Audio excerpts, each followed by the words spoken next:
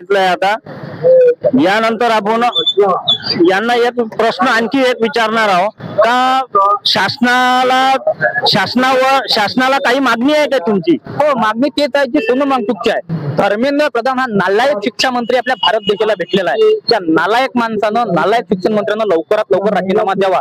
अन्यथा तसं आता इथे मागे एक भाषण झालं, त्यांनी म्हटलेलं आहे भारताचा नेपाळ व्हायला वेळ लागणार नाही आणि नेपाळ होईल. आणि नेपाळ झाला त्याला सर्वस्वी जबाबदार भारतीय जनता पक्षाची असलेली मोदी सरकार आणि भारताचे शिक्षा मंत्री धर्मेंद्र प्रधान जबाबदार असेल. कारण विद्यार्थ्याच्या वाटेला जाऊ नका, विद्यार्थी पेटला तर देश पेटतो. सोनम सर आणि अभिषेक दिपके सर यांचं काही हे वैयक्तिक भांडण नाही आहे आणि वैयक्तिक काही आंदोलन नाही आहे. हे आंदोलन शिक्षणासाठी आहे आणि हे शिक्षण जे आहे हे प्रत्येक घराघरातून घेतलेलं मुलांनी एज्युकेशनासाठीच हे सगळं काही झालेलं आहे. आज 22 मुलं त्यांनी आत्महत्या केली. त्यांच्या घरात कोणता आक्रोश सुरू असेल आणि हा आक्रोश प्रत्येक जनतेला दिसला पाहिजे. आणि याच्यामध्ये कोणत्या पक्षाचं लेणं देणं नाही आहे, परंतु याच्यामध्ये जर पक्ष येत असेल तर हे आपल्यासारखे नादान लोक नाही आहे. आज इतकं मोठं आंदोलन होऊन राहिलं दिल्लीमध्ये की बसायला जागा नाही आहे.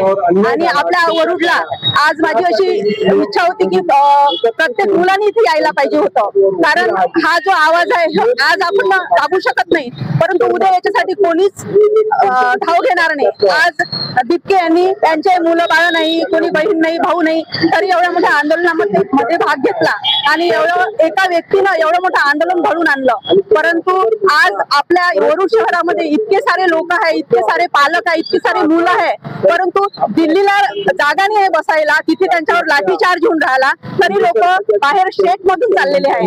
आणि आपल्या वरुड मध्ये म्हणजे मोजके लोक इथे आलेले आहे. याची मी खंत व्यक्त करते. मला दुःख होत आहे या गोष्टीचं की ज्या कामासाठी लोकांनी यायला पाहिजे त्या कामासाठी लोक येत नाही आणि तीर्थयात्रा करासाठी तिथे धूम करतात.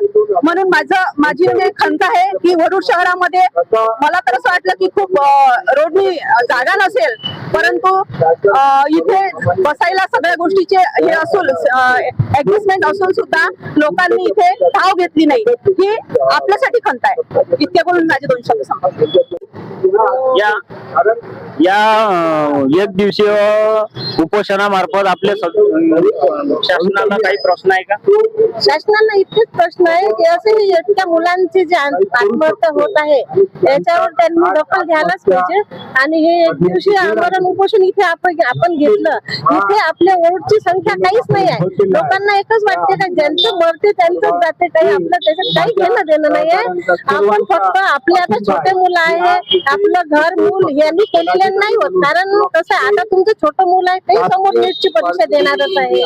आता हे मोठ्या मुलांवर घडलं तर तशी परिस्थिती आता समजून आपण इथे यायलाच पाहिजे होतं. आज समजा एक छोटं मोठं लग्न असलं तर इतकी गर्दी राहते आणि एक आपण एक दिवशी आम्हाला उपोषण इथे आहेत, आपण येऊ शकत नाही. आणि दिल्लीला इतके लोक जाऊन नंतर म्हटलं तिथे गेलेले लोक आहेत, तिथे लाठीचार्ज होऊन राहिला, ते एवढं सहन करून राहिले. आपण इथे एक दिवसासाठी येऊ शकत नाही, याच्यासाठी आम्हाला वाईट वाटतं.